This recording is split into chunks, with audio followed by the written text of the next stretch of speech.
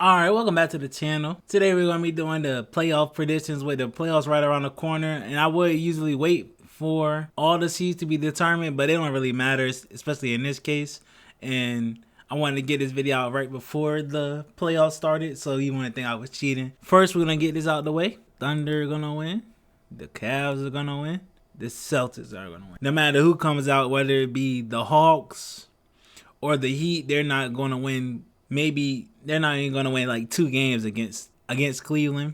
And for the Thunder, it don't really matter who they play. They could play the second seed in the first round, and they probably only get 2 wins. Especially either of the teams coming out the West right now, whether it be the banged up Grizzlies with Ja Morant on that bum ankle, or the Kyrie-less Mavs. And for the Celtics case, the reason I picked them so fast, and I believe is no real discussion, is one, Jalen Suggs is out for the season. That would have been another excellent piece for their defense to help them with like a switching defense, help them guard the perimeter better. But without them, they're going to be forced to start the inexperienced Anthony Black. And even with Jalen Suggs, they had massive offensive worries. And for the defending champs, they're going to take care of the Magic. Now, it's not going to be a easy series. I can see this going 6, but I can also see the Celtics sweeping this series. Next, we're going to get into the first real playoff series that needs a discussion, and Pacers versus Bucks. We're going to start with the East. Now, for Pacers versus Bucks, with the recent news of Dame coming back, I know he's been out for a while, so he's going to need a ramp-up period.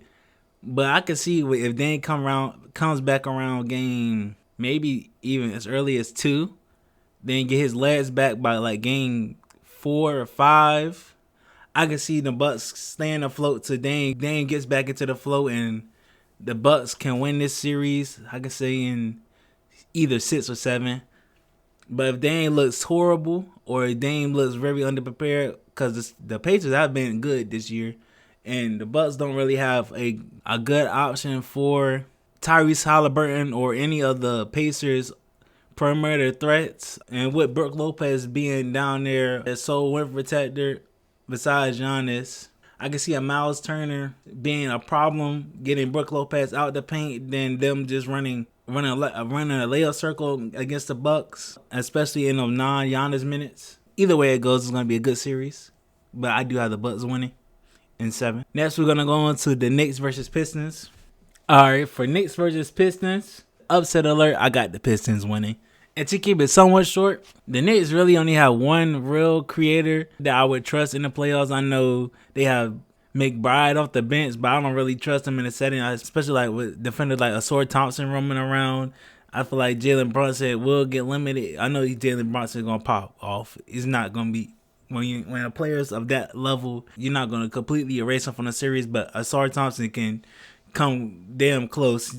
I know Amen Thompson is up for Defensive Player of the Year, but Ausar Thompson is not that far behind. I don't believe Karl-Anthony Towns is going to dominate or be as effective as he was this entire season. With the defensive rotation of centers like the Pistons have with Stu and Jalen Duren, the only real downfall I see in this series is, just like the Knicks, K is really the only creator I really trust. And then a shooter off the bench, but similar to like McBride, I don't really trust either of them to create offense with defenders like Mikal Bridges and OG Anunoby. At least one of them was always going to be on the floor. At least probably both on the way Tibbs played minutes. And I think the S factor in this series is the matchup between Josh Hart and Tobias Harris. Whichever one of them can affect the series more or is going to have a major edge in the series. And I don't believe Tobias Harris is going to have a bigger impact, nor would I trust Tobias Harris to have a bigger impact.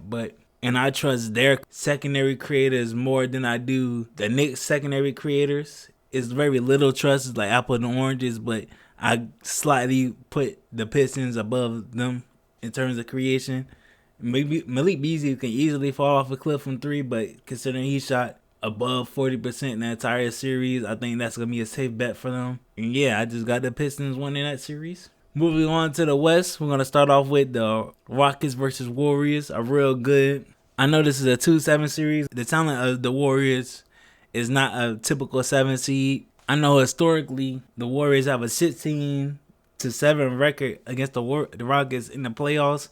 But this is a completely different Rockets team, and this is not a completely different Warriors team, but they have a lot of new faces. I feel like the key matchup in this series is Curry gonna be able to get off Amen Thompson? I know Steph is Steph, but Amen Thompson is Amen Thompson. Defensive menace. He has the speed to keep up with Steph, has the size to really bother Steph, and he has the strength and the screen navigation to get around some of those Draymond screens or they like to do.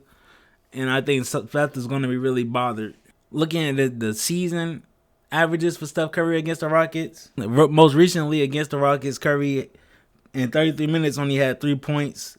And you can largely attribute that to Amen Thompson and that Rockets defense. And I'm not saying they're gonna hold them to 3 for the entirety of the series, but if you can bother Steph enough to hold them within 20 or under 20 and force players like Jimmy Butler, I know playoff Jimmy Butler is a thing. It is a thing. So that's something you got to worry about. But they also have the defenders like Tari Eason, Jabari Smith Jr., Dylan Brooks that's going to help out with that. And they're going to really dare players like B-Pods, Kuminga, if he ever gets any minutes, Quentin Post to create for themselves and pick up the slack. And I don't think that they can do that. And with the Rockets being as deep as they are with Jalen Green, Fred VanVleet, Ahmed Thompson, Tari Eason, Steven Adams, Şengün, Jock Landale can still give you some quality minutes. Reed Shepherd, I know he didn't play a lot, but he is a top 3 pick for a reason. Cam Whitmore. I think they're just too deep for the Warriors. And they don't have anything you can really exploit for the Warriors. You can say Jalen Green. You can try to get the switch on Jalen Green, but is too good for that to be a consistent thing. And vice versa. The Warriors can be easily exploited by the Rockets offense. With Şengün down there, he was way better than Zach Edey when it turns to getting his buckets inside. He has the tools and the means to really take advantage of that Warriors lack of size down low. And when he comes off the court, you have a Steven Adams, or when they're both on the court, you have a Steven Adams and Şengün, who both are going to be way too much for Draymond Green, who is only 6'6", going against 2 of those 7-footer trees. He can only guard one of them, so they're going to have a disadvantage down there. In terms of perimeter creation, you can say the Rockets will and might struggle with having Moody and Jimmy Butler out there. Either one of them can easily limit Fred VanVleet and Jalen Green. So for you to then have to rely on players like Amen Thompson to carry your offense in the playoffs. This series is gonna be way too close to call. And if anybody tell you they feel confident in their prediction of this series, they're just lying or they're kind of biased. I gotta make a decision, and I'm gonna go with the Rockets. I keep going back and forth, but like something in my heart is telling me the Rockets are gonna win this series. I think that the size of the Rockets is gonna be too much for the Warriors to contain, and Amen Thompson is gonna limit Steph just enough for the Rockets to sneak by in this series. Moving on before I change my mind, Lakers Timberwolves. Now we're going through this series. It really reminds me of last year's series versus the Suns. Also a 3-6 matchup, but the legend like LeBron James, then you got when the superstar in his prime with a Devin Booker, Luka Doncic comparison, then another scorer who isn't really good on defense in Austin Reeves and Bradley Beal. Then the Timberwolves have a size advantage again in the paint with Rudy Gobert, Julius Randolph, and Naz Reid. The thing that separates the series last year and this series is Luka and Austin Reeves are better players than Devin Booker and Bradley Beal. KD from last year and LeBron this year is comparable. But on the other side, they don't have a cap for KD, but they have something more suited to guard LeBron and Julius Randolph with his size and mobility. Now, I don't think Julius Randle is going to be a LeBron stopper, but I believe he has the tools to slow LeBron down, just like how Karl-Anthony Towns slowed down KD last year. And another similarity to last year's series, there's not really a good matchup for Anthony Edwards, and Anthony Edwards is a better player than he was last year. I know they're going to blitz him. I mean, everybody knows they're going to blitz him, but but his playmaking has looked better, or at spurts he has looked better. He has also at times looked like the playmaker of last year. It just really depends on what Anthony Edwards you get in this series. And this year, Lucas is healthier coming into the playoffs or coming into this series, but he does have a worse pick and roll partner with a Jackson Hayes as opposed to a Derek Lively and a Gafford. A combination of either Dante DiVincenzo or Mike Conley probably going to have to be on the floor unless you're going to put Nikhil and you're going to run that lineup, but still, which is an option. But for the times where DiVincenzo or Mike Conley is on the floor, I believe the Lakers are going to go heavily against them. Maybe use an inverted pick and roll with LeBron or whoever Mike Conley is guarding as the screen setter for Luka, and they just going to take advantage of that. I don't think he's going to do that every time, but ultimately I believe it's going to come down to the Lakers small ball unit, whether it be Rui at the center, LeBron at the center, Doe at the center. How well can they hit their open corner shots, because there's going to be a lot of open corner shots. Who can win those non-Rudy and Jackson Hayes minutes is going to really determine the series, and I think having two supercomputers and LeBron and Luka with the Austin Reeves, it's just going to be too unstoppable for this great Wolves defense, and I got the Lakers winning in like 6 or 7. This is not going to be an easy series by any means. Next, moving on to the last first round matchup we got to talk about. Nuggets versus Clippers. Another good first round matchup, but I don't really think this series is going to be. I got the Clippers winning really easily. Now, originally this was going to be a toss up, but after them firing Mike Malone and Jamal Murray is dealing with injuries, Jokic is going to be unstoppable. He's going to be doing all those crazy passes, putting up those crazy numbers, but without a solid number 2, it's going to be tough to win any series, and especially in the West. And especially against this red-hot Clippers team where you got players like James Harden playing his best basketball, Zubac playing at all NBA levels, Norman Powell, emergence, Kawhi Leonard is finally back healthy in the playoffs. Players like Bogey, Derrick Jones Jr., Chris Dunn, Ben Simmons. I feel like they can play any style of basketball. They have a matchup for any lineup you can throw at them. And I'm not going to say they can stop Jokic, but they can limit him to just being a scorer or try to double him to get the ball out of his hands. Then the players around Jokic, I know Aaron Gordon having a career high year in 3-point percentage, but I still don't really. But if I was a Clippers, I would rather force Aaron Gordon to beat me in the series than a Jokic. Then with players like Chris Dunn been going to be able to really bother Jamal Murray, Kawhi, or Derrick Jones Jr. on Michael Porter Jr. preferring those open looks, then they're going to have Russell Westbrook off the bench who time in and time out has shown in playoff settings he becomes very unplayable, and he has become unplayable even before the playoffs with the Nuggets, having a horrible stretch of games. So with the Nuggets' lack of firepower outside of Jokic, I think the Clippers can easily wrap up the series in 5 or 6 games. Now moving on to the second round matchups, let's start with Boston versus Pistons. Now I didn't mention this in the first round series with talking about the Celtics and the Magic because it really didn't matter. But Jaylen Brown is dealing with an injury, and especially in this series, if Jaylen Brown is not healthy, I think it's gonna get real scary for the Celtics. I know the Pistons gonna be really good, been tenacious, physical. They got a player in Asar Thompson who can really shut down your best player. He's 6'7". He's gonna really match up well against Tatum, especially if they don't have Brown or Brown not fully healthy, so they don't really have to exert too much attention to him and just focus on disrupting Tatum. Then help make players like Derek White, who can do it at times, and Drew Holiday, who can do it at times, beat you offensively. Ultimately, it's still like similar to the Magic series. The Pistons just don't have enough firepower to keep up with the Celtics. So I got the Celtics winning at about 6 if Jaylen Brown's healthy. If he's not healthy, this is a 7-game series. Moving on to the other matchup in the East, the Cleveland versus Bucks. Cleveland just has too much firepower for the Bucks to handle. I mean, players like Donovan Mitchell, Darius Garland, Evan Mobley, Ty Jerome, DeAndre Hunter, Matt Strus can pop off for games.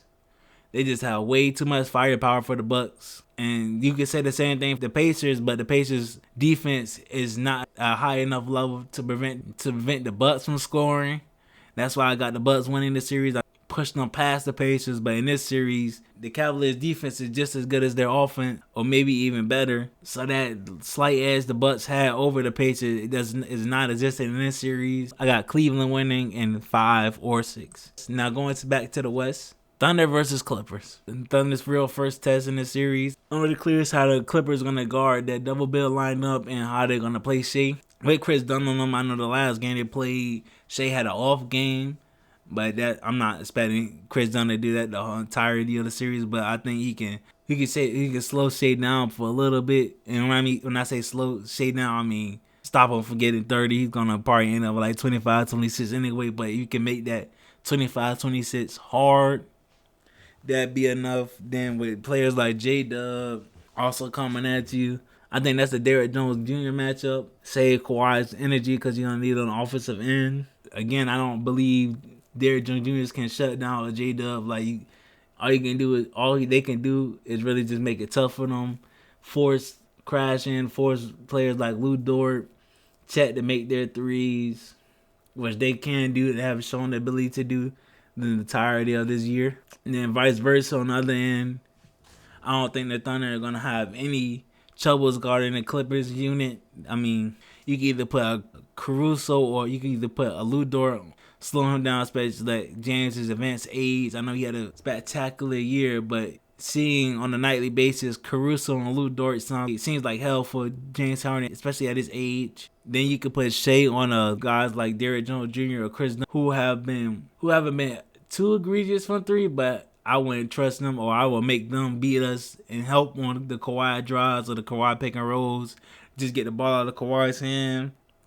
Now, Drew been killing it all series, but I don't think he's gonna be able to dominate Hartenstein like Drew's been dominating some other bigs in this series. But it's gonna be a good series. I got the Thunder winning. They're just the best team in the league. In my opinion, they're just the best team in the league. They just have too much. Moving on to the last semifinals matchup, we have the Lakers versus Rockets. And I believe the Rockets' size advantage in this series is going to cause way more problems than the size matchup in the Lakers series versus the Timberwolves. Alfred Şengün can score in the post. Steven Adams can dominate in the post. He doesn't have break hands like Rudy Gobert, so he should be able to catch on some lobs, finish on the second chance opportunities that the Lakers going to give up. I mean, you don't really have a matchup for Steven Adams and Şengün. I mean, you could put Vando and Jackson Hayes, but that's them two as your defensive back end is going to be enough to stop those guys from getting in. Then players like Amen Thompson is going to be easily able to get inside the paint and cause defensive breakdowns because due to the Lakers not really having a POA defender. I just don't see how the Lakers going to effectively game in and game out going to defend the Rockets in this series. And vice versa on the Lakers side, the Rockets have just so many bodies and good defenders that can throw at players like LeBron, Reeves, and Luka. Again, I'm not saying any of the Rockets players could stop Luka or LeBron or Reeves, but it's going to make them very hard and difficult. It's going to slow their offensive production down significantly and force the Lakers others to beat you, and I don't think the Lakers others are good enough. So you can say an upset alert, but it's not really upset because they're the 2 seed. But I got the Rockets winning again. Now, when you look at my bracket, you say, oh, you just picked the 1 and 2 seeds to win, but they're the 1 and 2 seeds for a reason. The top end talent for both conferences is the top end talent for a reason. Starting with the West, Rockets versus Thunder. 2 of the youngest teams in the league going against each other. And to start it off, I got the Thunder winning.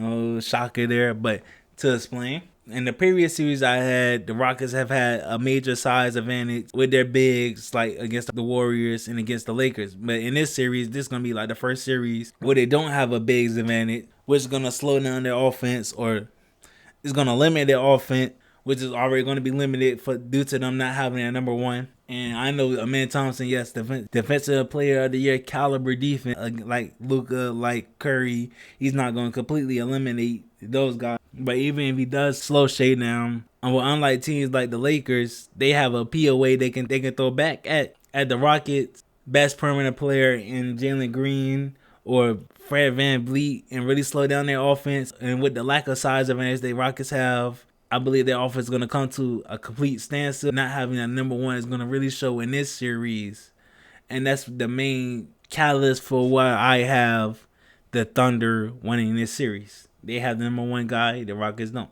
Now moving on to the East Conference Finals, I got the Celtics winning.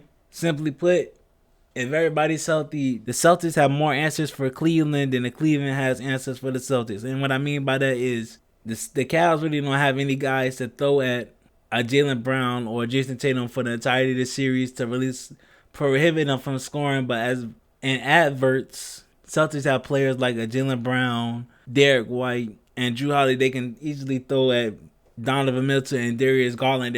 They're two primary playmakers and just disrupt Cleveland's offense. I know it's not going to be as simple as that, but that's something they can do, especially when it gets late game and you need to find a bucket. If the Celtics can take away your two best perimeter creators, while you can't take any of their main offensive threats away, it's going to be too much of a problem for Cleveland. Great season, but I just got them losing. Now moving on to Celtics versus Thunder. Not too shocking of NBA Finals matchup prediction, but these two teams are just simply the best two teams in the league, in my opinion. So I really think the X factor in this series is going to be the bench players or bench production or the others. So players like who can produce more, can Lou Dort, Isaiah Hartenstein, Chet, all the rest of OKC's bench, can they produce? Can they keep up with the shooting of the Celtics, and can they outproduce players like a Derek White, Jrue Holiday, Kristaps, playing pitcher on the offensive side? And I think they can. So for that reason, I got the OKC Thunder winning. And I would say they win in 6, but hopefully we get 7 games of this amazing series. Hope you guys like the video. Leave a comment what you guys think of my bracket. And other than that, have a blessed one.